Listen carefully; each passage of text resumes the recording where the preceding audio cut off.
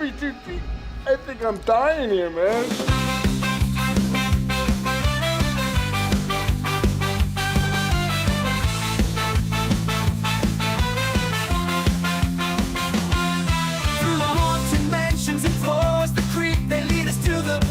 From which we dare not peek. Journey through fear in the realm of the night. In every word they speak, our hearts ignite with fright. Welcome to the horror show, the Deep Cut Podcast, where nightmares come alive, ready to take their blow. Tune into the chilling delight on the airwaves of the night. Let the darkness grow.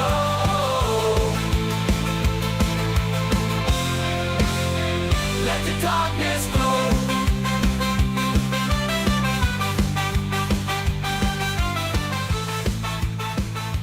Aw, yeah. It's that time again for another bi-weekly podcast with your hosts, Rotten Roger DeMarco and Evil Dead Inks, and we didn't come here to fight monsters. We're not equipped for it. We came here to find fossils. It's true. It's true. We came here to find fossils, and now we got to duke it out with the Gill Man. Boy, what a departure from our previous recording where we discussed muck. We're going back. Definitely the oldest movie we've ever covered here. Going way, way, way back to 1954. Yes. Discussing one of your close to the heart gems that I've just recently acquired from the Wally World. They've really cornered the market on Steelbook Blu-rays, and there just happened to be a week where I'm like, he's been on my ass about these Universal monsters, and I need to watch them, and blah blah blah. So after 10 years of lecturing, decade, yeah. I'm like, you know what? Fine, I will start here with this Blu-ray, this really nice looking steelbook of Creature from the Black Lagoon. I was like, well, the 40s, your 40s is the time to go back to the 50s, if you will. pretty much. It was on my list. I literally, like, as of recording this, I'm wrapping up my extended vacation from my 9-to-5er, and I had a shit ton of movies. I was like, I'm going to watch all these movies and get them all done before I go back, and this was on the list. So I was like, let's two birds, one stone it. Because I know this is in your wheelhouse, something you've been pushing for. And I was like, we got a week in between things. I was like, why not try to fill it with this? See how it goes. Mm-hmm. Yeah, and by the time this podcast drops, it will be September. So we'll be right around October, which oddly enough, October is when I normally reserve my Universal marathon. Like, I normally... Halloween day, I like to get up about 5 o'clock in the morning and then start. That's every day now. My for Dracula. Yeah, it is now. It's been a year and things have changed a little bit in my routine. But yeah, I normally get up and start and get my Dracula, my Frankenstein, my Invisible Man, Creature from the Black Lagoon. Sometimes all three of the Creature from the Black Lagoon movies. But snap. Well, I just literally under a minute gave you my history of coming to this movie, so I am curious. I've never asked, how did this come into your wheelhouse, and how did you become such a universal support beam, putting these classics, being like, you need to experience these to go forward. Gotcha. Well, yeah, that would probably be, I'm not gonna front and say like, oh, I grew up, ever since I was, a little kid with these, but I'm going to say probably around 14, 15, somewhere around there. Still commendable. You and I, it's like 14, 15, like that's definitely in the age of like the black and white, get that old shit out of here. We're living in the hip, the now, the new, the 90s. Well, you and I both, in our teen years, we grew up with Joe Bob Briggs. So, and we had a litany of those hosts, right? We had Joe Bob, we had Rhonda Shear, we had Gilbert Godfrey. I think like maybe even like Louis Anderson did like yeah, you had your Sven Gulli, your Dr. Sanguinary is my local everybody had their creature local feature one. host. And in my teen years, when I really kicked full swing into being like a real horror fanatic and collecting movies, and like every movie I'd rent, I'd dub, or any horror movie that was on Encore or Stars, I would record. Obviously, an avid Joe Bob watcher. But this is around the time my aunt, she came, and I think that she was visiting because they had moved. My aunt is like a nomad, like they move, or gypsy, whatever the term is. They I don't think you can move say and that come no back. more. You can't say gypsy. I don't think so. Oh well, a person who travels a bunch, and my aunt was visiting. It's not racist if we're just ignorant to what is not allowable in this day and age. Yeah, I'm just ignorant. Just ignorant.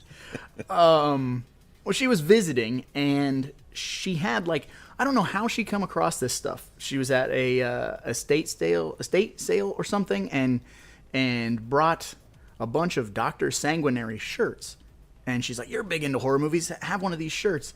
I'm like, "I don't know who this is." And so she sat me down and was like, "Oh, he has this show, da da da da da." And they, oddly enough, had a bunch of old VHS tapes that she had taped from back in the day, like the late 80s, when he had his own show before he passed away.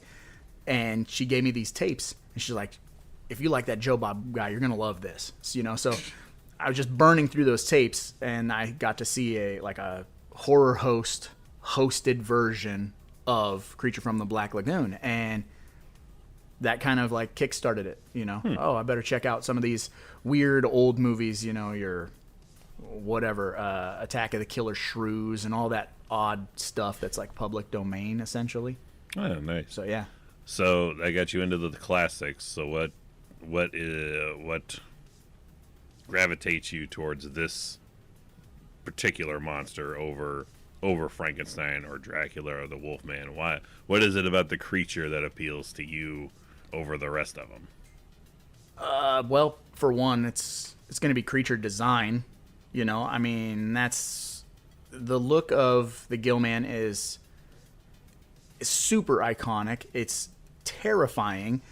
Two, it's a really cool isolated setting. You're away from everybody, and you kind of like you said with your opening line, we're not equipped to deal with this. And it's kind of very much like Alien, when they have is they have like a taser and they're maybe a flamethrower, and they're like, yeah, I guess we got to fight an alien. So it kind of has that you have zero tools for the job kind of a deal. It's like the fighting always saying, I'm gonna smash him right here with this potted plant. I'm gonna pinch your dicks with this lobster tail. I noticed because this was a first time watch for me. Finally, I'm just slow. Deal with it. It happens. I realized this is we've talked about how Halloween kind of set a standard, and all the kind of tropes and stuff that and TCM kind of laid out that became replicated 100 times over. Yeah. I noticed it for this movie. I was like, oh, so this is the template for movies like Anaconda. Oh yeah, dude. Lucas in this movie, John Voight totally just watched this movie and was like, I'm gonna I'll be Lucas, but I'll be shitty. Yeah, every movie where they're like, we're gonna go somewhere, and then we find something we can't turn down the find of a century. We have to stay here, and then that sense of greed overtakes somebody at some point, and eventually it's always left let's just we're either killing it or we're leaving it be, and we're getting the hell out of its territory.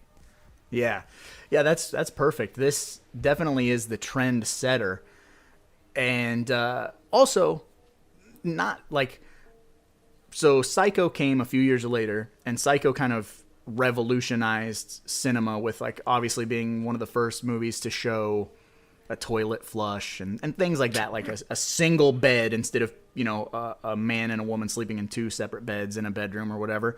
I kind of feel I know underwater photography or videography was a thing prior to Creature from the Black Lagoon, but I feel this is the movie that kind of honed it in and made it super cinematic and badass, because they use some stock footage here and there, like of the alligators, above water or whatever. But the underwater photography in this movie, top notch. And I think your Blu-ray is the same Blu-ray that I have, except you have the Steelbook. Cleaned up wise, this shit is razor sharp, except for some of the shots that are out of focus. Yeah. I would, if I was giving it a cleanup grading, I would put it like 83, 85% there. There's some stuff. It's like, if it is flawless cleaned up, then I would. That's like to the degree of where I couldn't tell if it was filmed today or 1954. Yeah. Sometimes they're able to do that. Like the car looks like it could have been filmed, 2 years ago as opposed to when it was.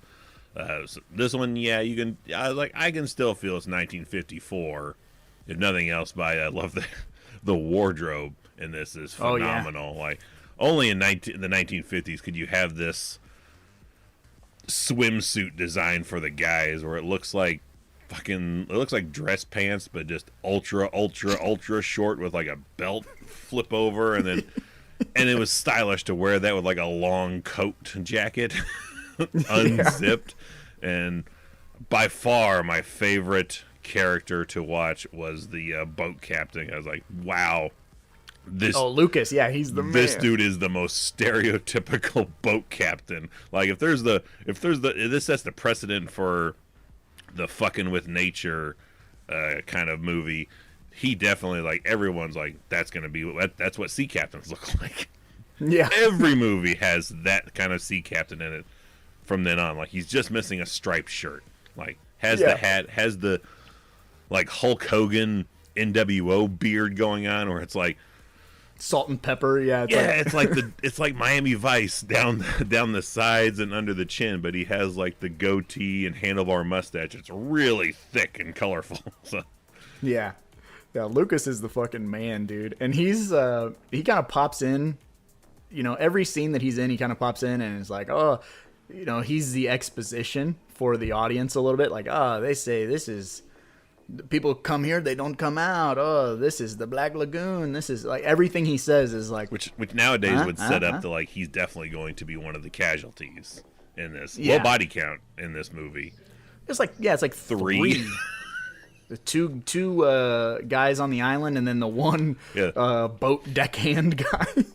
Yeah, because we start with that Gilman like fossil that's sticking out of the rock, and I was like, man, they are way too casual with just pulling that shit out of the wall, just kind of holding it around. Like, I've seen people handle comic books with more grace and ease than these guys are handling this fossil. And those two guys, it's clearly like a hand. Yeah, no question that it's not a hand.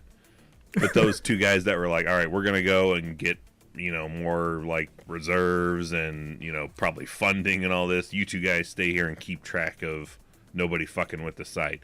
Those two guys, I'm sure, were going to die anyway, because if we didn't have the Gill man coming out the water and then off camera fucking these guys up, which we never see what he does to them or what happens to them.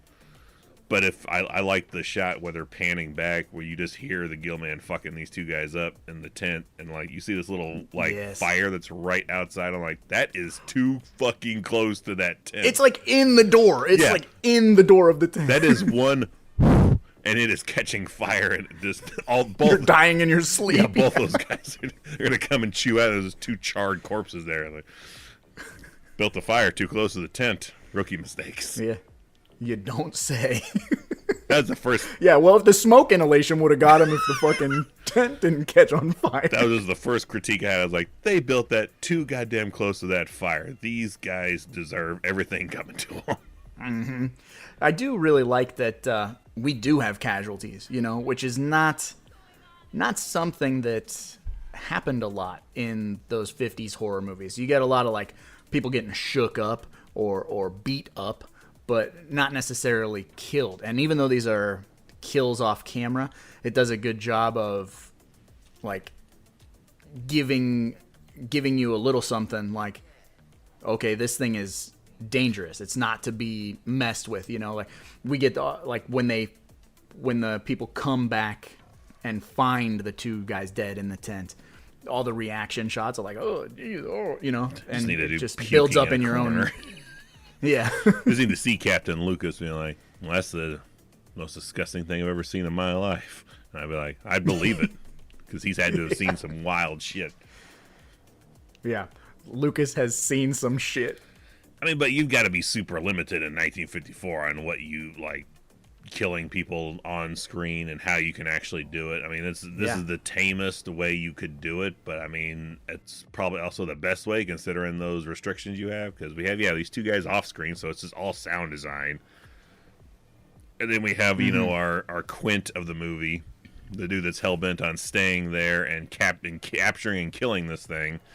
He just that fight sequence is just like just rolling around underwater with the creature and like grabbing he gets his head and gator kinda, rolled, just kind of shaking it back and forth, and oh well, dead. Bandage him up, you know. But you gotta love when that dude's all bandaged up, and we get a lot of shots of the hand coming in. He's Cocaine, that's a tall order or whatever. Heroin, Frank, yeah. You have to give me a couple days on that one. This movie also, which I had warned you ahead of time. I said a lot of hand shots, right? A lot of the creature hand shots, feet. but I love the stinger sound effects. This is like, wah. Oh yeah, like it's gonna happen. His theme music is the bomb. Burr, burr, burr. Burr, burr, burr. I'm not gonna insert it because I'm not getting copyright strike from Universal. But once you know it, you know it. So many shots of him just underwater looking up at shit and hearing that. Burr, burr, burr. Which I thought for sure they would hold off showing him in his entirety for a while, because they really tease it for the first like third of the movie, and then they kind of just give some quick shots of the whole suit. And I'm like, oh, I kind of thought they would hold off on that maybe longer, but I mean, I guess 20 minutes is long enough, I guess. Well, in the movie, and that's the beauty also of the Universal movies, is their run times are really short. They're well under 90 minutes. You know, they're like it's hour 20. 70 minutes, 80 minutes tops, and that's counting like long opening credits and long ending credits. So they kind of like, which is weird because it's like I the only point I paused this movie was 3 minutes till, because like I feel like there's still like a good 10 minutes before they can wrap this up, and I looked and like there's 3 minutes. Like shit, they gotta, and that's when they're coming in to the Gilman's cave. His cave. I'm like, man, they gotta really wrap shit up fucking quick. Oh, they do. It kind of comes out of nowhere, and that's a bit, one of the things for people listening who are not old enough to, you know, to be our age to know anything about these types of movies. There's a great documentary about Universal Monsters out there that the name escapes me, but if you just look up Universal Monsters documentary, you'll come across it, where they talk about Universal had this clause, like you were saying about how like not showing any of the gore or the violence really. They also had a clause where no matter what, at the end of the movie, the monster had to be vanquished. Like that was an absolute rule in the contract. Like the monster is either A, captured, or B, dead. There cannot be a continual threat. It needs to be solved, because children are going to watch these movies, and we don't need children afraid when they leave the theater. So well, what a 180 that would be in just a few short decades. Yeah. And I mean, also despite these clauses of like, hey, it's okay, the monster's done, we have 2 more Creature from the Black Lagoon movies. We have countless Frankenstein films, you know what I mean, that are under the Universal banner. So regardless of your, hey, like your clause, like there's still going to be a workaround, which goes to show that even Universal is like, we can still make money. Oh yeah. You know, hey, how can we do that? Yeah, that vanquishing is kind of funny because of course, just like King Kong, the whole motivation for Gilman is he just wants a woman. So I love when he just sneaks up on the boat, just all creeping like, and just grabs her and jumps in the water. Like, oh shit! Trace him back trace him back to his little cave where he's got her just laid out, because clearly she's passed out from fright. She's just laid out on this nice rock. Like all women in 50s horror. Yeah, Gilman, for whatever reason, fucks off for a few minutes. Like, maybe he goes to get something to eat, and then to come back. He was making the bed, you know? Yeah, and then dudes just unload their guns on him, and he takes several shots, doesn't really sell it too much, and then he just kind of, he just starts walking away like he just has to go to a 9-to-5 job or something. Like, well, time for me to go. And just walks away, and that's the bit of humanity. Is the one guy's like, don't shoot him anymore. I mean, we've literally just platooned this guy a lot. Like, let's just see what's going to happen here. Let him go lay down like a dog. They like to die alone, you know. Yeah, like he's like, I'm going to go nap now. He just walks off into the water and just kind of whoosh. And I'm led to us, like, for a second, I'm like, oh, he just decided just to give up and just go nurse his wounds. Because he also gets shot with a harpoon gun, like, 3 times. Oh, yeah. And he just shrugs that shit off. So, I'm like, maybe it's the same with the bullets. I don't know. But we get that one shot where he's just kind of, like, Freddy versus Jason, like, he's just going to sink. Just defeated. Toast. Yep. Sidebar to the female that he's obsessed with, Julie Adams. Awesome hair, like not a single strand out of place. Yeah, that all their hair, like her boyfriend or whatever. Like when he's getting ready to go down in the water, like his hair is like perfectly like parted and greased and like. Oh yeah, all like, these. Dude, you did your hair before you went into the fucking lagoon. All these guys look like they could be doing advertisements for like the Fallout games, like the 50s nuclear family kind of thing. Like everyone looks hair grease shellac. Yeah, like he's just like missing looking at his watch while he's fumbling with the barbecue grill on the front lawn. Yeah. Yes. Honey, get me a beer.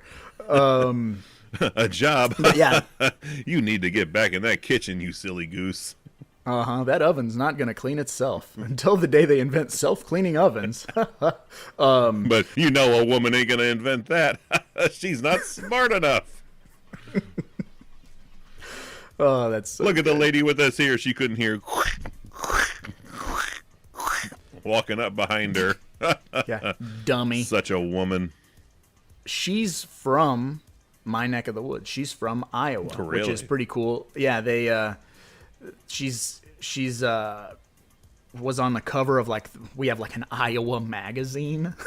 And so like Because of course. a few years back at a gas station I saw that magazine and she was on the cover being carried by Gilman, and I was like, well, I'm buying this magazine because it was a Creature from the Black Lagoon on the cover and it was Iowa magazine, and that's when I found out that she was from here. I'm like, oh, that's kind of badass. So that's a bit of useless trivia that she's from around here. I was definitely curious because I know you've got some knowledge behind the scenes of stuff for this movie in particular.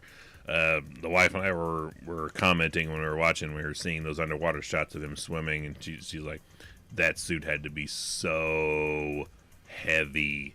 And I was like, "Yeah, I imagine there's probably an unlisted casualties of stuntmen who died in this suit, drowning." So 2 people played the Creature from the Black Lagoon. Just 2. I'm not surprised it ain't like 7 or 8 rotated. Well, so all the surface level Creature from the Black Lagoon is played by a guy named Ben Chapman.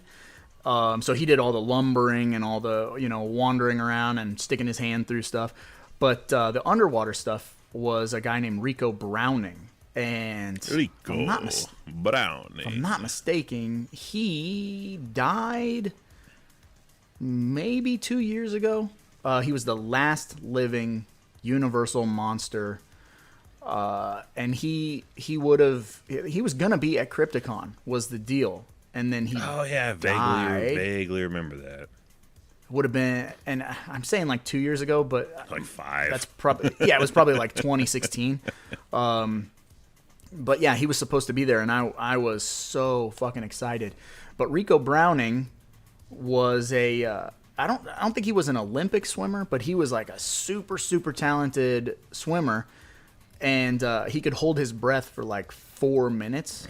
So that's why they gave him the gig. Another reason I was like, they had to have killed so many people making this. Because like, there's a lot of just like when the dudes are fighting with the creature underwater. I'm like, those are just a lot of shots of like And I love the scuba gear. It looks like some shit straight out of Where's Waldo. Like, it's just a sack with a, like, vacuum hose to your mouth.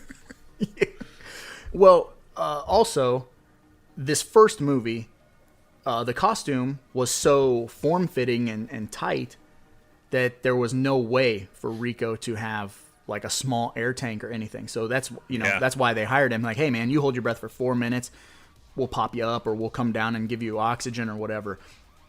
And it was obviously hard on that dude, but he was the only guy who played the creature underwater as far as I know. So in the subsequent sequels, they built that like fin on his back out a little more. Oh, yeah. So then they put like a small air tank in there. Oh, that's so genius. That he could, but in this first movie, that fin is pretty like it's narrow, flat, yeah, to his back. Yeah. I was curious if there's any rips and tears because it is very skin tight, form fitting. Yeah, which would obviously make it, since it's a heavy foam latex, would not make swimming easy. You know what I mean? No, plus you're limited eyesight and all that, and the underwater shots are cool. I know what they were going for with when we have girls swimming across the top of the water, like it's and him underneath. Very much like I feel like Jaws was Spielberg scribbling notes intensely. I'm gonna because we have him swimming, looking up at her from underneath. But I like how a lot of the shots are like clearly she could have felt something brushing against her feet or hands, or looked down and seen it. Like the water is not Black Lagoon, but it's not black water. Yeah. It's you can see at least probably 3 feet maybe down. Beyond that, probably not. But so many times, like I get that they're like she has no idea, but it's like you would know if you're in that water. Like you're ultra sensitive. Like something just hit my toe, something just brushed past me. Yeah, and then like I'm getting the fuck out of here. Yeah, and I like what's it like down there? A whole nother world. I'm jumping in. I'd like to see that. Yeah. And I like how she does that with no one around either. Like she's like, oh, you shouldn't go down there. Literally a scene before, she's like, shouldn't go down there. Don't do it. Da-da-da. Like she's giving them like the mother talk, right? Like, don't go underwater. Don't deal with it. Don't mess around down there. They're all gonna laugh at you. Oh. And then as soon as they come up, she's like, I'm gonna go swim in that. Like she saw the forbidden fruit, man. She had to take a bite of that shit. I didn't quite get like how dangerous it was because like she just swims like not even maybe 100 feet or so away, 150 tops it looks like, and they're like, they come out just hysterical, like, what are you doing? Get back here! Get the boat going! Go! Go! Go! Go! Go! We got to get her. You're too far out. Yeah, she has no idea. There could be like piranha. I mean, anything out there. Yeah, but that's stuff you think about now. I'm sure in the 50s they weren't thinking about any. Parasites don't exist. Right, open your eyes underwater. Swallow some water. There's zero chance of something swimming up your piss hole and giving you some kind of disease that causes things to fall off. That just didn't exist in the 50s, especially going to some, hidden nook in the jungles of Brazil. Yeah, I also like to kind of stretch this out just a little bit. Of course, we have to have the lead girl. She's in the middle of almost like a little love triangle between the two guys. Like, she's got a thing for scientists, that's for sure. Like, hey, I dated this fella before you. Before you came along, I was with him. So there's this weird like tension where they're like competing almost for this girl, and it's like, you got to have some kind of drama on top of on the surface. You got to have your before you're in the water. I say it's a four-sided triangle because the Gill man sees that and he wants to hit that too. That's true. What's the end game for Gillman like? Hybrids. He's making hybrids. That's where humanoids from the deep come in. Probably. And another another sequence that definitely like this is Anaconda stole this shit is they get to a spot where they're like, oh man, we're blocked. We can't get any further because in Anaconda it's a big ass wall full of full of snakes, top to bottom. They use dynamite to blow it up. Not quite the same in this one. It looks like a couple of tree limbs just laying across the water. It's very Friday the 13th Part 2. Like, Yeah, shit, you just pick it up and throw it over to the side, but they're like, he's trapped us here. Yeah, Like, that shit could have just fell. I mean, or floated over there and got stuck. yeah, nothing about it looks like, oh, this is clearly the Gill Man. He's entrapping you. You're in his world now. Like, just looks like some shit that just floated in the way or just fell or during the storm the other night. Which, how many days does this take place over? Because I feel like it's at least 2 days, but I'm not entirely sure because they're on the boat. They're like, something's down there. What are we gonna do? Send Ray. Yeah, like we got this random drug that just throw this in the water. It'll cause all the fish to be all inebriated and float to the surface. So. Yeah, only in the 50s were you like allowed to just throw an unsolicited, like just poison the shit out of the Amazon. Oh yeah, Lucas throwing this drug and just destroyed a whole ecosystem by just adding this element that is super foreign to the area. But yeah, just throw this, and I love it. Of course, this boat captain would just have that shit on hand in massive quantities. Like, here, I got this random drug. You just shake it in the water. Like, it'll just cause the fish. Like, it makes fishing easy, sir. It's Raid. Yeah, it's like looks like powdered Raid. Looks like dry ice. I'm not like or just white, salt rocks. I'm not sure what. I've never heard of it. I did not go into any investigation to see if it was a real substance, if there's any background to it, or if it's something that is made up for the movie. But I like that it has a follow through at least. They use it. Like, we just have all the fish on the surface. They're like, there's the beginning of the downfall of this area. And it's making all the three-eyed fish from The Simpsons. And just like a corporation, like in the States, would be like, well, that didn't work. What should we do? Let's just put bigger chunks in there next time. Clearly, just sprinkling on the surface ain't enough. Let's drop heavy rocks of it that just sink and just really overwhelm the area with it. And fill a squirt gun full of it. Yeah, that's the final stage. Like, what if we just find a way to liquefy it and put it inside on a tank? Then I can just use it like a spray gun, like a super soaker. Which kind of comes to nothing because they we'll fill it with this. We'll fuck them up with this. So they're like, fill it up into their tank thing. Dude goes underwater to move the 3 branches out of the way of this whole boat. Gillman swims up to stop him or investigate. I'm not sure. And then dude just puts the hose in his face and blows it. And you just see this white cloud just hit the entire screen. And then Gillman fucks off for a little bit. They move the tree branches. And I don't see no ill effects. They cage him, right, though? They because he's like groggy. So they put him in that bamboo cage or whatever. They try. And that one earlier, right after our heroine goes for her swim, they try to net him, and he just tears through it. Which there, it'd be like, we need to go. There's also Anaconda. They try to net the Anaconda. Yeah, and again, there's guys that are like, we should probably go. Like, Donnie, we are out of our element. We need to get out of here. And one guy's like, are you kidding me? Like, the money, the fame, the fortune, we can't let this thing just run free in its native land. We gotta capture it. We gotta kill it. We gotta freeze it. We gotta take it home, cut it up into a million pieces. Fortune and glory? Fortune and glory. That's what we're gonna do with this Gill Man. We gotta put a shitload of. That's probably what that stuff is. All dry ice. Like, we gotta kill it, throw it inside. Lucas probably has a whole crate full of dry ice. We can just put it on. Yeah, again, John. We're gonna find a taxidermy man. He can have a heart attack when he see what I brought him. You imagine Quint just carry, like, with a sack over his shoulder, fucking Gill Man just dragging into a taxidermist. Like, one. Yeah. Put some googly eyes in there. Money is no object, sir. I want this whole thing mounted and put on the front of my orca boat. Yeah. So, this being your maiden voyage, yes. Are you intrigued now to see the sequels? Are you kind of like glad you've scratched the surface? Are you ready for some Frankenstein and Invisible Man. I'll tell you this right now. Other than Frankenstein, Invisible Man is probably the most gnarly of the Universal Monsters movies. It's pretty violent.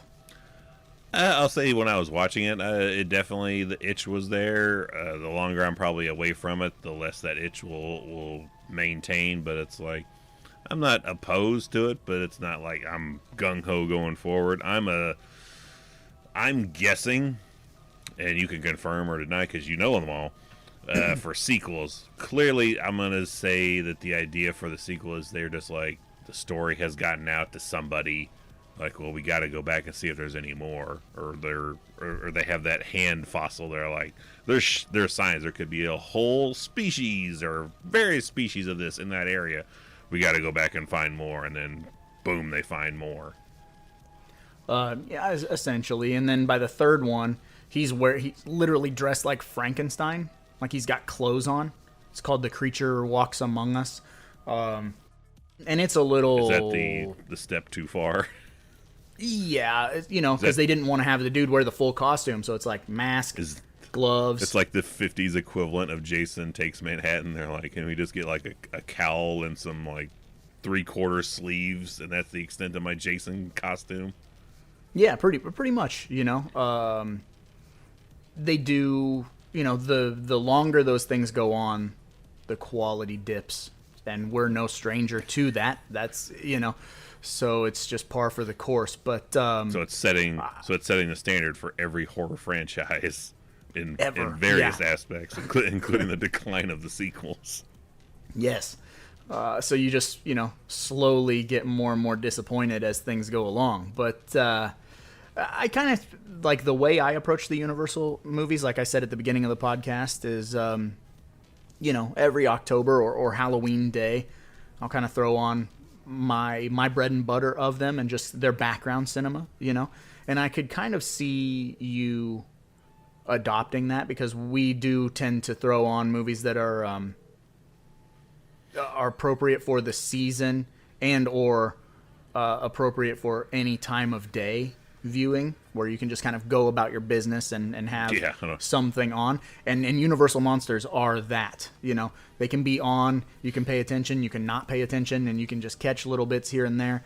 I like that I'm getting less and less in that territory where I got to really monitor things on the TV around the clock. Now it's more like that would be something for like on Halloween night when you and I both tend to either drag TVs or the projector out and just have cinema playing on the porch while we're doing our Halloween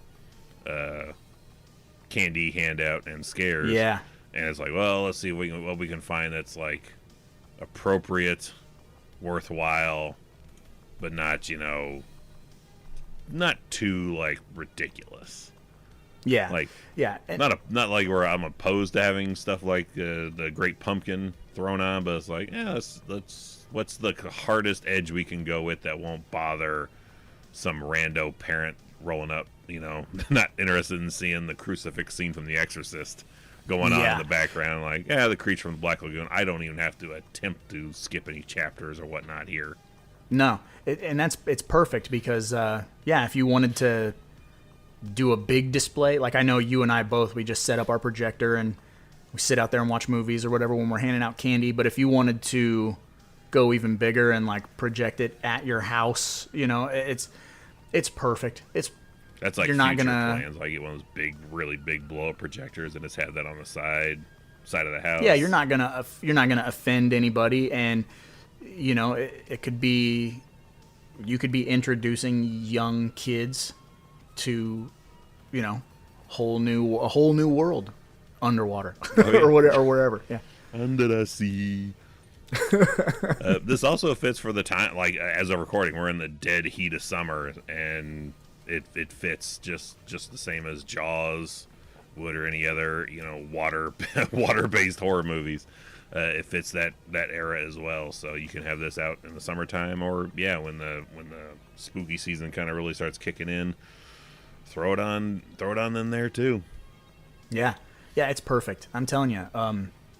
And once you get this ball rolling with Universal Monsters, it's a little infectious. I know you said like like when you're in the mode, you're in the mode. Oh, yeah. And it's, but once you're out, Yeah. kind of hard to dip back in. Like but my yeah. Mission Impossibles. Like, I got into it and I watched them all, and I'm like, Yep. I'm not quite as into it as I was when I was going through it, but I did have a ball while it was going on.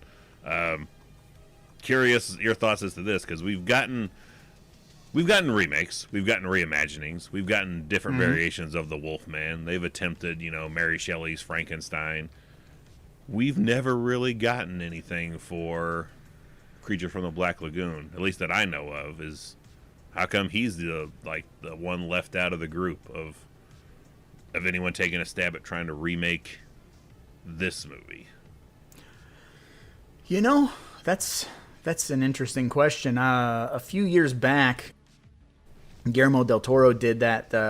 Perfect director for it if you're gonna do it. He did The Shape of Water, which in my brain I was like, oh, this is totally, it's a remake of Creature from the Black Lagoon. It has elements, but it is not the Creature from the Black Lagoon. It's a good movie, but it's not what I thought it was going to be. And that's as close as we've come, other than save like Monster Squad or the Corman route with Humanoids from the Deep, which is essentially a bunch of creatures from the Black Lagoon.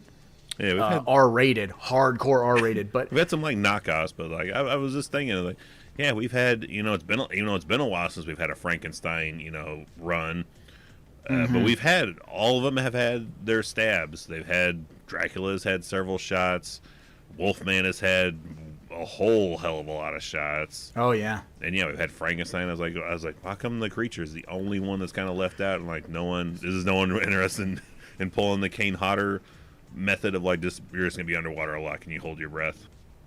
I think the issue is that it's so, number one, it's such a beloved monster in the Universal universe.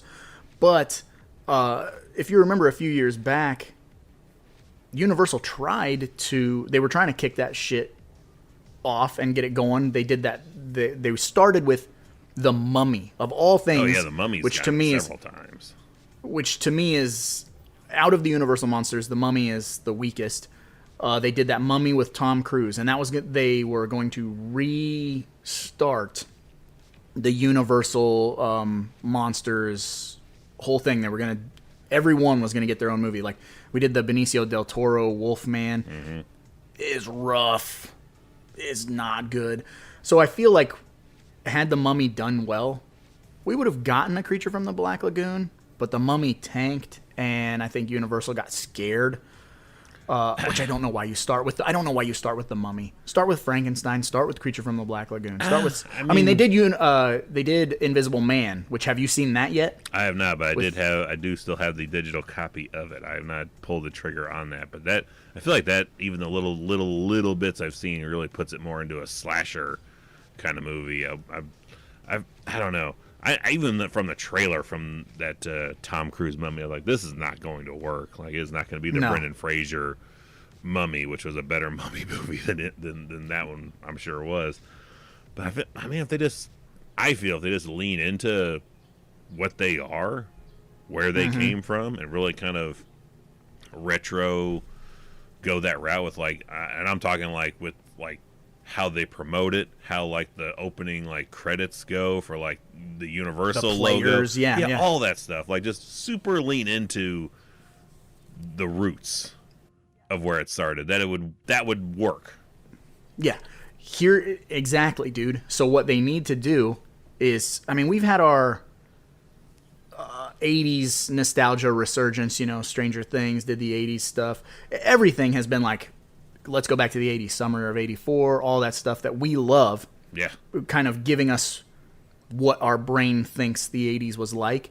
Why can we not do a period piece that's the 50s and make Creature from the Black Lagoon, set it in the 50s and give it that kind of, yeah, if you set it in the 50s, perfect. But I was like, yeah, I'm trying to, maybe it's a weird left turn to take a political route, but it's like things were kind of rough politically and economically in the 80s, which is why it turns out such really good horror cinema. That's kind of got its own dark edge to it. The 50s, I feel like they were, things were looking up, like things were getting better. Things, the now, the future was on its way. So, but then we had the threat of nuclear war and stuff like that. So, but I think with the universal monster, especially the creature from the Black Lagoon, if you put it in that time period of antiquated tech, and we get rid of the computers, and we get rid of cell phones and all of that stuff, it makes that monster that much more effective. Or you take the Anaconda route, which was in 97, 98, and it's modern people, but it's almost like they're in the land that time forgot, because they have no. Oh yeah, all you got to do is just show one technology person really looking at a phone and seeing the 0 signal bar, and you're set. That takes care of that. You do the old. Well, we don't have a signal in the Amazon. Throwaway bull crap. But yeah, like that. Seriously, Yeah, they should lean into that. Cause I was watching, I was like, holy shit! So many movies kind of took a variation of this formula and modified it for Anaconda almost too much. Jaws very much in the same kind of boat. Any movie where. And you can think of endless ones, which is why I can't think of a damn nature run amok type of deal. Yeah, shit where people are like, they shouldn't be here. One person is always wanting to fuck with things. One person definitely wants to leave, and eventually that person's going to get busted for doing even Jaws 3 with the dude is bringing in grenades to the underwater park. Like, not going to make it. The Quaid, Mr. Quaid, he will do just fine because he wants to leave shit alone and preserve things. But all that had to be. It's all echoes off this, and I had no idea that this was ground zero for a lot of things, which definitely where I would lead in if I was remaking this. If I was putting together a sizzle reel trailer, I'd be like, here's where all this stuff came from, like did in this and this and this. Let's go back to the granddaddy where things originated from. Yeah, and if this was remade today, you could definitely you could keep it reserved and do off-screen kills, or you could really go for broke, and you could have some kind of gnarly. You could have a nice little mix of the two, some off-screen, and then have way more impressive of a final skirmish, if you will. I wouldn't go, and it's weird for me to say, I wouldn't go too over the top on the kills. Too gratuitous, yeah. I would, if you're gonna have a body count, I would say if you're not gonna do another set of 3, I wouldn't go any higher than 5.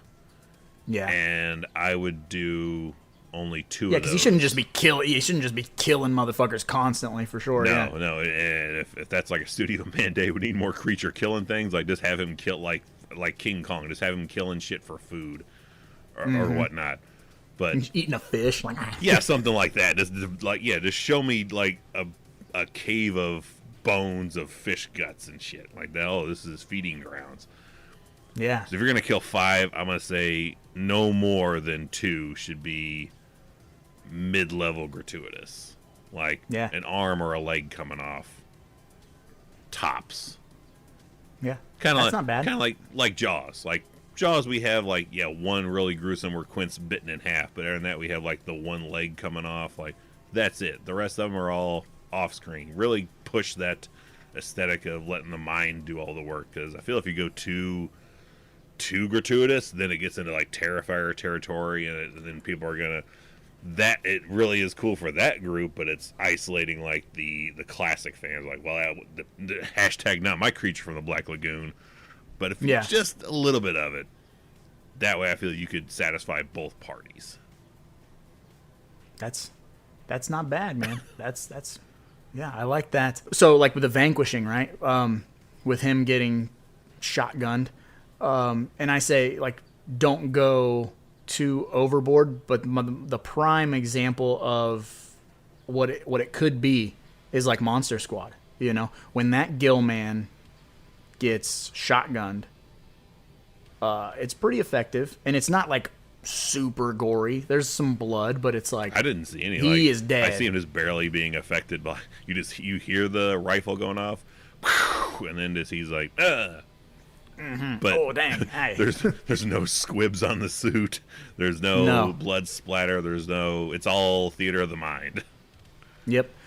And that's like the Michael Bay Ninja Turtles when they realize that their shells, the bullets won't go through the shells, and like, we're bulletproof, dude. Like, maybe you have some, like, it hitting some of the scales, like, ding, and it's like not like the little lower caliber bullets, like 22s are like not penetrating the scales, but then like you shotgun him and it's like, See that? like, well, that's no coming back from that. See, Like, that'd be a good, like, one of the not so gruesome kills for a reboot is they have like some ass wipe with a little pea shooter pistol and it boom bang and Iron Man hits him in his own head.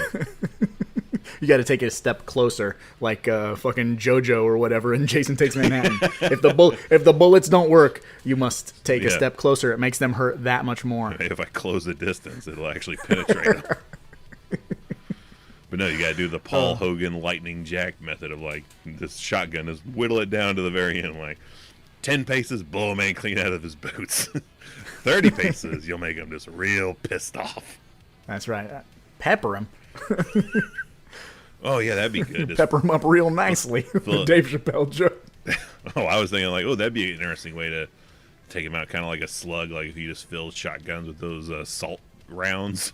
Oh yeah, Shoot him with those. that would do it, right? Yeah, just. Wouldn't that kill a? I mean, it kills. I mean, it painfully kills slugs. So like, if you're gonna argue the science on like, well, that's not exactly what the creature from the Black Lagoon is made of. Like, well, he's not real, so we can make up whatever the fuck he's like. Is he half slug, half fish? Who knows? We don't. Yeah. We don't know. You don't know. Yeah, he's like an iguana. We're not even sure that underwater fucker is iguana. really green. We're all assuming he is green, but this shit is black and white. He could be yellow. That's true. He could look like he could look like mud, like the color of like light mud. We don't know that he's You fall into some mud or something. as a crud. Falling some or shit. Maybe he's like just gray. He's just a gray. Yeah. Not all fish or most fish are green. They're all kinds of different colors. Who's saying that this guy is necessarily green? Yeah, Was the and suit fish really are like green? reflective too. They have like weird reflective. You know, they're kind of like Yeah. they shimmer a little bit. Yeah, just in the right light, you can make a rainbow off the gill man. Yeah. Is he really Yeah, green that's though? true. Like I'm sure somebody has I'm like sure color photos. He's of definitely it. green. He's definitely green. Going back to The Shape of Water, have you watched that yet? No. Did I ask that already? No, you asked about Invisible Man, but again, that's another movie that I have your digital code to, so I have it in the digital library. Just haven't watched that yet. That's what I need to do for my next vacation: is run through the excessive amount of digital movies that you've hooked me up with that I've not gotten through yet. I just ran through all my physical copies of movies that were on the back burner. Not McCall yet, though, huh? No, not McCall, but I did. But I was like, I need to do some classics, so I did this movie. I did Philadelphia and Schindler's List. Philadelphia is fucking fire. Philadelphia is good. Schindler's List, long, heavy. It's good, but It's good. Yeah, it ain't like. Man, I'm glad I watched that. No, I feel like it's when I watched The Stand. Like, all right, I did it. Yeah. I feel like a little Well, I can achievement. put that feather in my cap. little Yeah. achievement logo should pop up in the corner of my life. And, yep, done. I can wear that badge now, just like I can say I'd have for Creature from the Black Lagoon. I don't know where I would go next. So you recommend Invisible Man would be where I should go next for Universal Monsters? That's a follow up because I dig this. I was like, this was good. I do not regret my purchase of this Blu-ray digital copy of Creature from the Black Lagoon. So, in your guidance, because you're the master and ruler of this realm, where would I go next? You also know me better than anybody, so I dug this. I've not done any other Universal movies at all. Where would be my next step to go? Your recommendation. My two recommendations, either A, Invisible Man, or B, the original Frankenstein. Not original Frankenstein, because there's that one from like the silent era, but you know what I'm saying. I know which one you Invisible. mean when you say Frankenstein. Yeah, Boris Karloff, Yeah. motherfucker. That's what I He's mean. alive. Invisible Man, A, is pretty fucking mean-spirited and violent. Okay. Got some super fucking cool effects, but also has some very, very funny moments. Like I feel like they're on purpose funny. So it kind of walks this weird like horror line with a little bit of like Abbott and Costello or Three Stooges style comedy, which you and I are both no stranger to. You know, that kind of. So yeah, Invisible Man, I think, Interesting. would really make you happy. Because he, like, the whole thing with Invisible Man, which we've seen umpteen times, right? We've seen like Hollow Man, how once you go invisible, or even Memoirs of an Invisible Man with Chevy Chase, right? Like once you go invisible, you kind of start to crack a little bit. And that's kind of his deal, is he's not necessarily a great guy to begin with. And then once he becomes invisible, all of those mean-spirited things start to come to the surface. Like he's like Jack Nicholson in The Shining. Like, already I'm not getting the vibe he's a great guy, but once you just put him in the wrong hotel, he becomes just that much worse. Sidebar to The Shining, I watch. There's a channel on YouTube that my wife and I watch, and I'm sure you probably watch too. It's called Heavy Spoilers. No. It's a pretty cool channel. They had a video on The Shining we watched the other day. You know how there's like a documentary about The Shining, Room 237, and all those like crazy conspiracy theories. I got about a third of the way through that doc, and I was like, I'm good. Done. Yeah, I so basically everybody who ever talks about The Shining always has some fucking crazy far out theory. In that Heavy Spoilers video, they talk about how Jack Nicholson may have been, like, he obviously hurt Danny. He was like abusive, like, you know, drunk and broke his arm or whatever. But he may have been sexually abusing him. And they're like, it's alluded to here, it's alluded to here. They talk about it here, and then like the theory is that because Dick Halloran tells him like, hey, they're like pictures in a book. Anything in the overlook can't hurt you, but stay out of room 237. So nothing could hurt Danny, but Danny gets hurt when he goes in 237. So the theory is that when he went in there, Jack molested him or whatever. Weird sidebar for fucking Creature from the Black Lagoon, but I'm like, I don't know that I put any validity in that. But if you get a chance, check out that heavy spoilers video, because it's pretty good.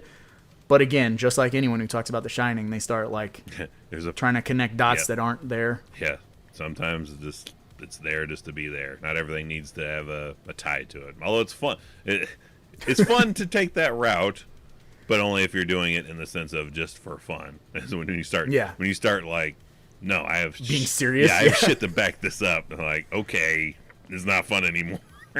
Yeah, the moon landing was fake. Yeah. I learned that.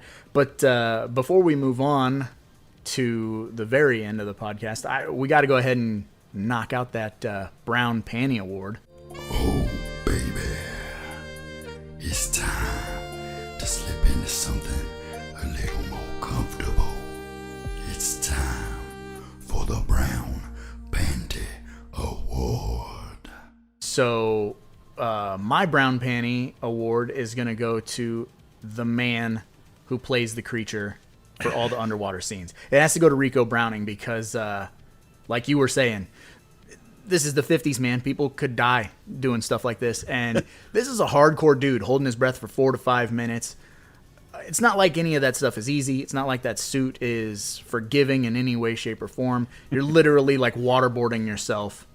So he didn't die making the movie, but he gets my Brown Panty Award because that's a definition of a trooper right there. That's somebody who probably didn't want to look at water for the next like 12 years. They called him about the sequels. He's like, fuck y'all. I don't lose my number and don't ever call me again. Yep. Motherfuckers. Well, to be different, I'll give it to the 2 knuckleheads that died in the tent that were going to die anyway. Like, this is a mercy killing from Gilman. Like, you guys are going to get set on fire and die horribly. I'm just going to make this a little bit quicker and just probably snap a neck or a bone or something. You're not very smart with your fire placement. So it's either those 2 guys or the guy that hired them to be the 2 guys that were left to watch over things. So like, these are your 2 best guys or the only 2 guys. Like, maybe we need to look a little tougher next go around. Yeah. Like we just We just pulled a false alarm out the wall. Try not to burn it. Yeah, do not set fire to the immediate area, please. Sidebar: those guys look like they could have been cast as cannibals in Cannibal Holocaust. Like, just like they look exactly like the tribe. Yeah. Oh yeah, the hair. That stupid hair. You know that hair. None like, of it is it a looked wig? real. What's going on? It does not look real at all. It looks like somebody that wore it for like a high school rendition of the Monkees. Yeah, they took it out of the bottom of the fucking like the costume chest, and it was all like mangled. Go ahead and put that on. Looks great, Joe. Yeah, It's like way too shiny and shit. it's the perfect like the bangs. Yeah. Perfect bangs, and then that just comes straight down on the like. It looks like a YouTube haircutting tutorial gone wrong. Like a Spartan helmet or something. Like, Yeah, it looks very familiar. I can't quite place where like the flash in my mind is of it. I keep like Grandma's Boy or something. yeah. But it looks like someone playing a very offensive tribesman. Well, yeah, and it's right on. The 50s, man. You could offend everybody. Yeah, like it's 2 steps away from someone, you know, painting their face up and going, "Hey, how are you? Hey, how are you? I'm an Indian." That's spot on. Yeah, it's like that's how they are, right? Mm-hmm. We need these. I've been to we need casinos. We need these tribal folks here. What do we like? Let's put this hair on them. That'll work. Totally real. Yeah. Says the white guys in California on the back lot who've never seen a real tribesman.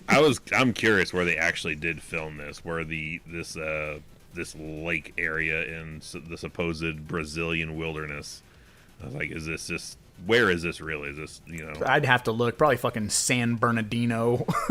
I definitely feel they didn't travel. Yeah, out. This is the 50s. Everything is shot in Hollywood, so this is definitely California somewhere. They weren't like, yeah, it's cheaper. Let's shoot this in Louisiana. Yeah, right. Which would be perfect filming location if you're gonna do a localized one, I think. Mm-hmm. Well, you know, Adam Green, he knows what's up.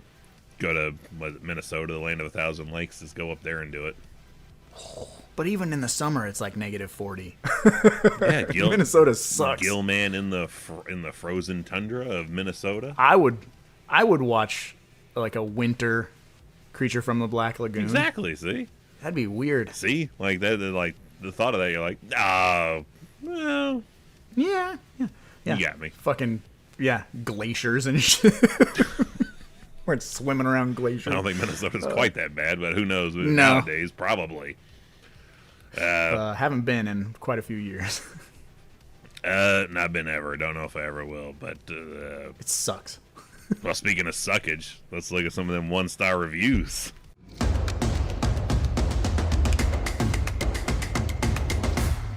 Hated it. You know, I thought for sure this was going to be a real tough battle because this is a 4.8 out of 5-star rated movie, not a shit ton of 1 stars, and the majority, and when I say majority, the majority. And I'd looked under several different variations of the movie, so under like their streaming version, the Blu-ray, the multi-pack, they lump all the 1 stars in together for this one. But the massive majority are people bitching about the multi-pack it came in, or just stuff about the discs, or things like that. Not necessarily reviews about the movie, but about just like their experience either acquiring it or the transfers, that kind of thing. But I got just a few from Mega Bummer L. June 22nd, 2019, 1 star, Creature from the Black Lagoon. Didn't try the movie right away. Now I have to realize that it can't be called. There is always an error message that missing files do not allow it to play. What? So many people were bitching about stuff that was just lame ass shit. I had to go to the foreign 1 stars and have them translate just to try to get something out of the box because so many people are just bitching about the exact same thing. Like Kenny B on the 31st of August 2018, 1 star, very disappointed. SBS 3D? I'm 3D question mark? I'm gutted. How can Universal treat customers like this? After hearing about the stunning 4K remaster of this title by Bob Furmanek, I ordered this, and to find out the release has been compromised is totally unacceptable. I like the use of the term compromise. Compromise, yeah. Yes. Cliente de Amazon. November 25th, 2022, 1 star. I never get there. I am left wanting to be able to see this great film. So again, a lot of people like either streaming purchasing it and having issues. All stuff like that. Very strange, but I will say this while you're queuing up your next one.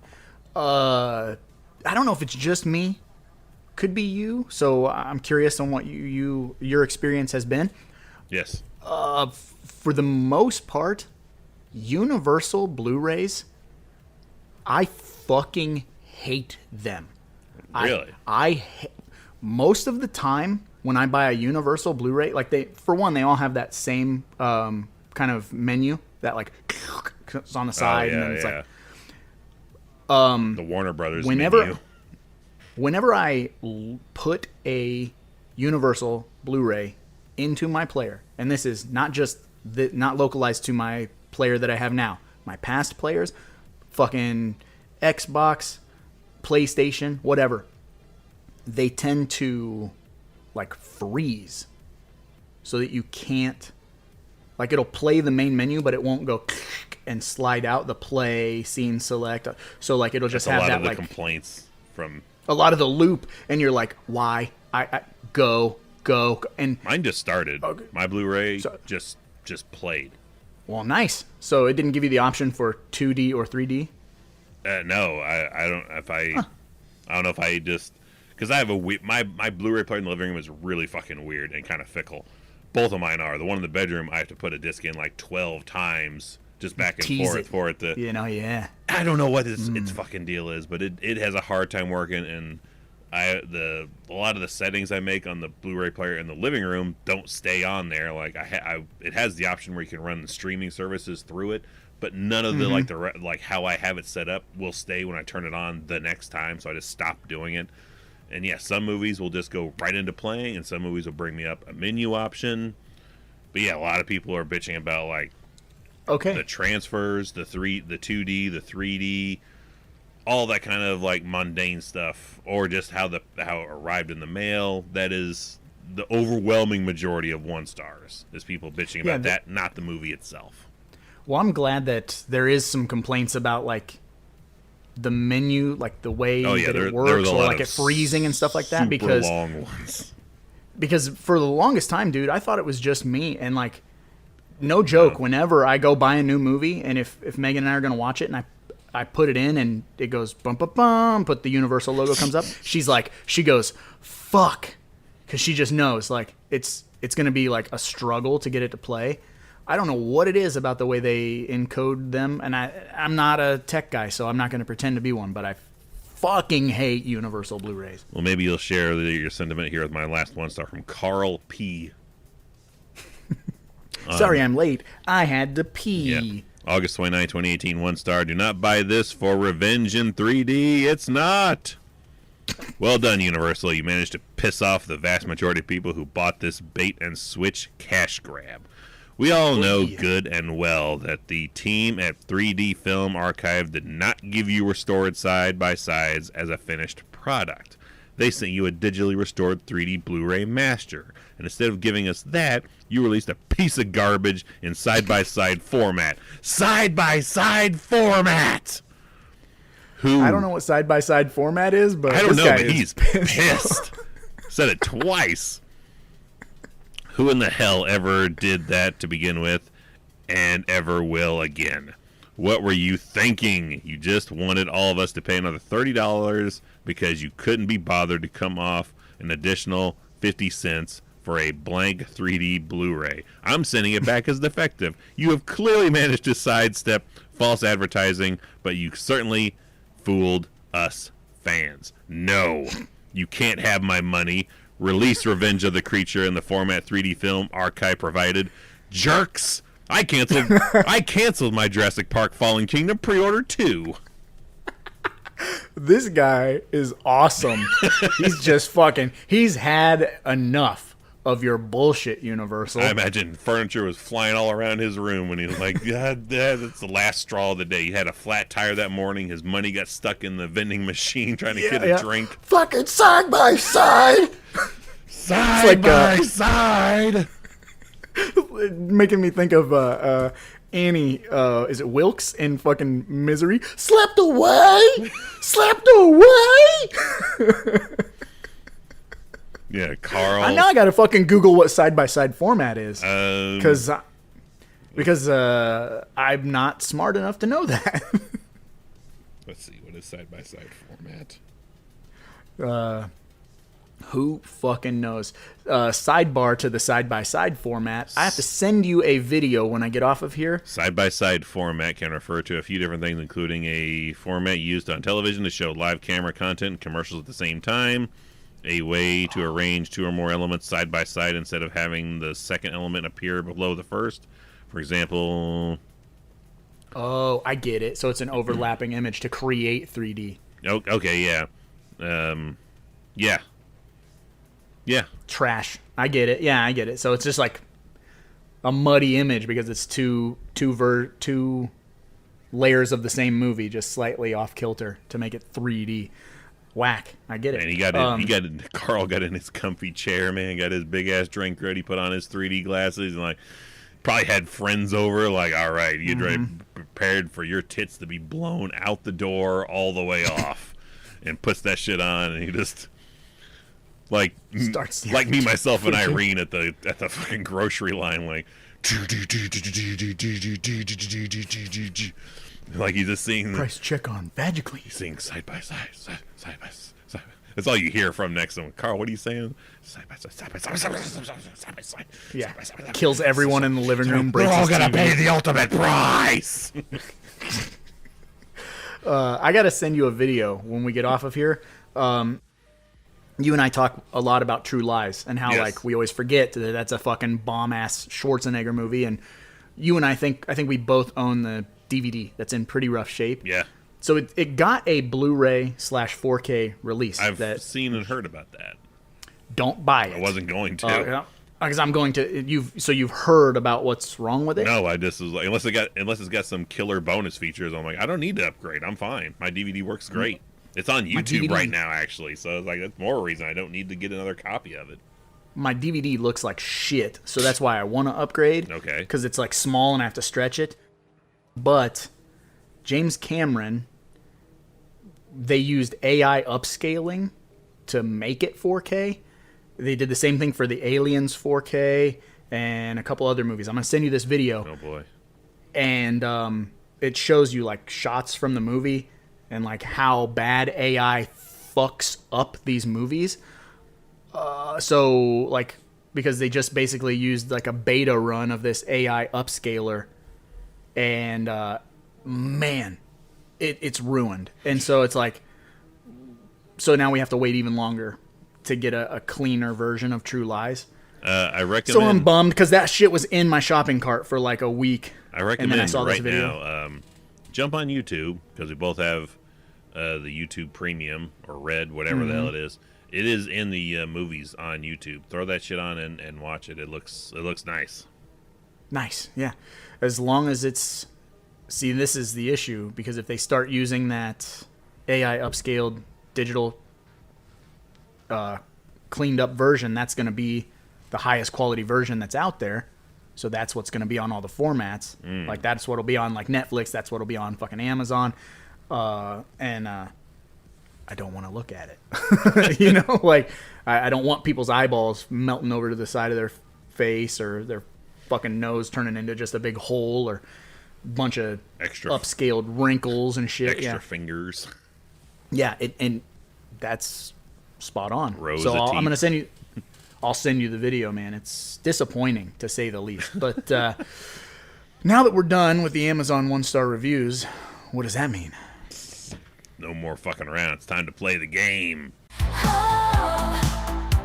It's time to play the game. The prop game.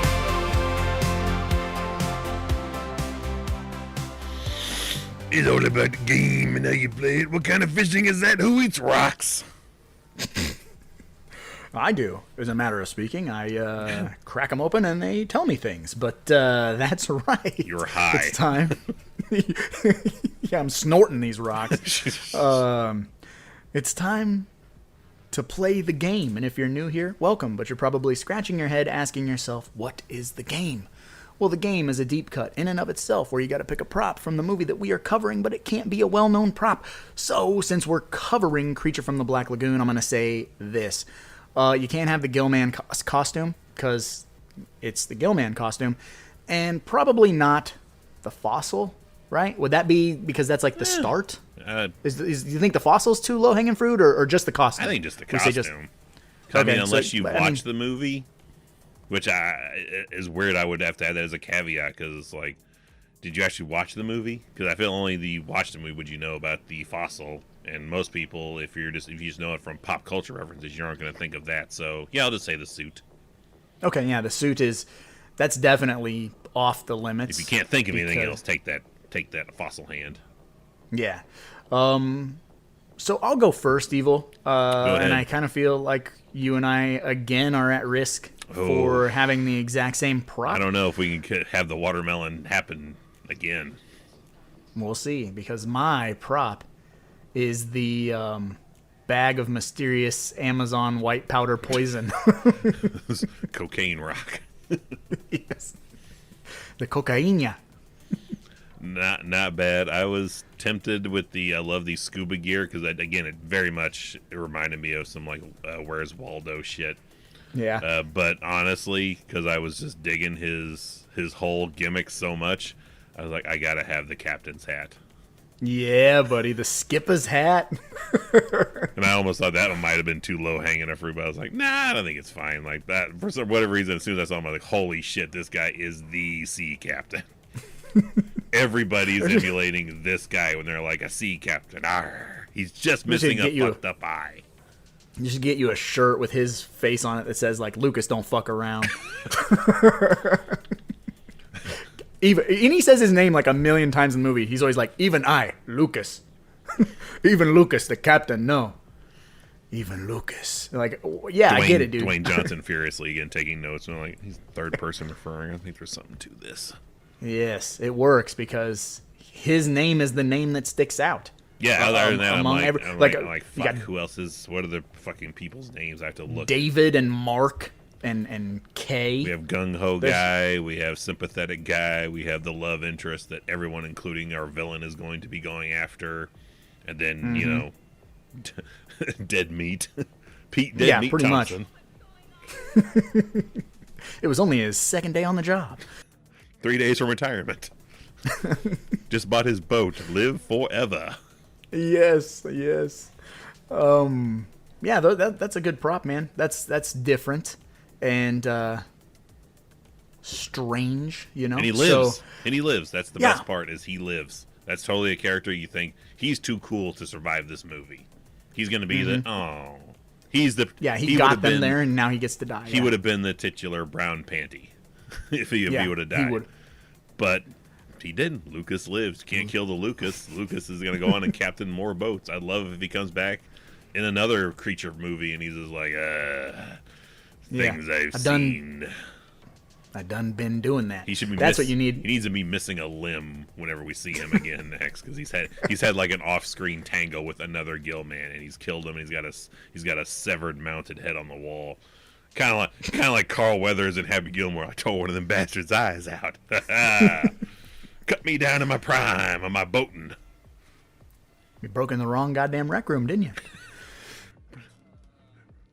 Motherfucker. Well, yeah. So let us know your prop from The Creature from the Black Lagoon. Let us know on the comments on the podcast. Let us know on Patreon, Discord, YouTube, TikTok, wherever you find us, because we got to know. But make it weird, make it strange. That's part of the fun. Make it deep cut. Yes, indeed. Deeper than the shotgun shells to The Creature from the Black Lagoon, for sure. Those are just bouncing off, but somehow I would say killing him. deeper than those harpoon shots, because those look like they're barely, they sound like they should be completely running through the gill man, but when we see it, it's just barely like poking him, like the shoulder or the low back. Water slows it down, Yeah, like it must have went all the way through him. Oh no, it's just barely, like a thorn bush or something. Yeah, he just deals with it. Sidebar: is this like the beginning of harpoon guns? Like, were they invented in the 50s? I don't know, because that's like got a big old air tank. It's a monster of a fucking harpoon gun. You'd think it would blow him right in half. Yeah, harpoon guns in the movie House kind of just like choo, like a sniper shot. And here it's like a goddamn bazooka. Like they fired it. Yeah, well, like the Jason Takes Manhattan harpoon gun. It's like a big rubber band, So you're essentially a rubber band gun that's shooting a dart. Yeah, this looks like it's shooting a pole with an arrow on the end of it. like this not like an arrow like a bow and arrow, like an arrow like your fucking mouse clicker arrow. Like a javelin. Yeah, it looks cartoonish. You gotta account for the wind, and you could shoot like 100 yards. Yeah, they overuse it a bit, because I expect to see the gill man just with like he should get out of the water, and there should be cartoon water holes just falling out of him when he gets out of it. The amount of times he's hit that damn thing. Like the Creeper in Jeepers Creepers 2 when they hit him with the pole vault thing in the face. The gill man should be like trying to pull it out, and it's like going back and forth. Makes that straw noise when you put it inside of a drink. Yeah.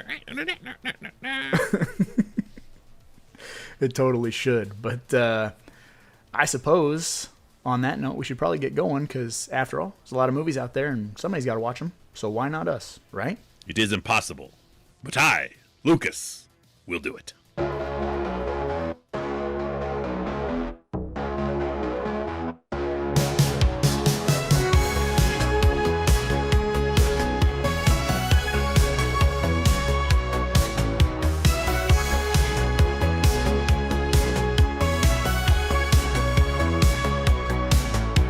was working in the lab late one night when my eyes beheld an eerie sight. For my monster from the slab began to rise, and suddenly, to my surprise, he did the monster mash. The monster mash. It was a graveyard smash. He did the mash. It caught on in a flash. He did the mash. He did the monster mash.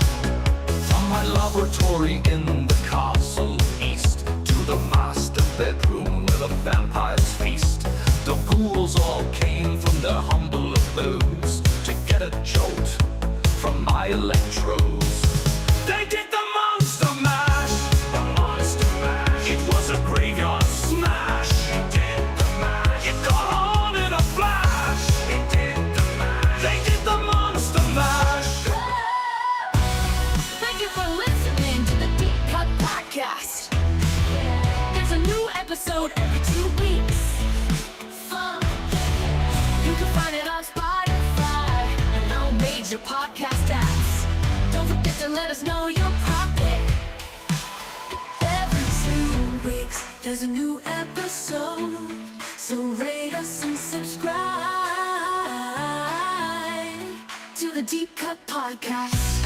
There's a new episode every 2 weeks. Yeah. You can find it on Spotify and all major podcast apps. Don't forget to let us know your prop pick. Every 2 weeks, there's a new episode. So rate us and subscribe to the Deep Cut Pod, to the Deep Cut Pod.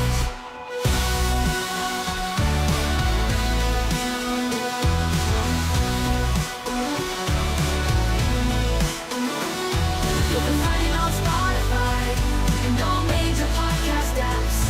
Don't forget to let us know your prop pick.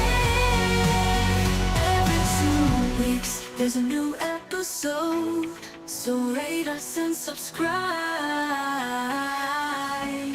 to the Deep Cut Pie.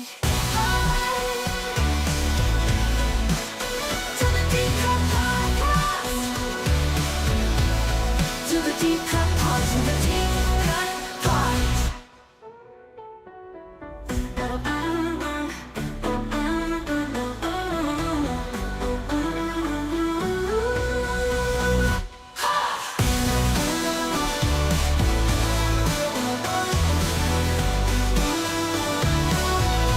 the Deep Cut Pod. To the Deep Cut Pod. To the Deep Cut Pod.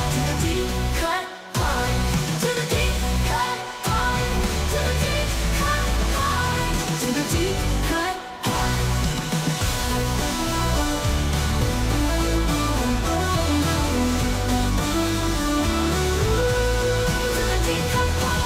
To the Deep Cut Pod. To the Deep Cut Pod. To the Deep Cut Pod.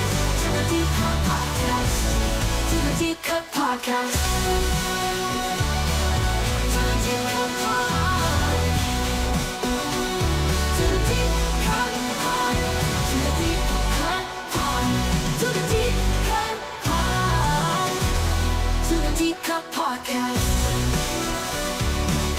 To the Deep Cut Pod. To the Deep Cut. To the Deep Cut Podcast. To the Deep Cut Podcast. To the Deep Cut Podcast. Every 2 weeks there's a new episode, so rate us and subscribe to the Deep Cut Podcast. To the Deep Cut Podcast. To the Deep Cut Podcast. To the Deep Cut Podcast. To the Deep Cut Podcast. To the Deep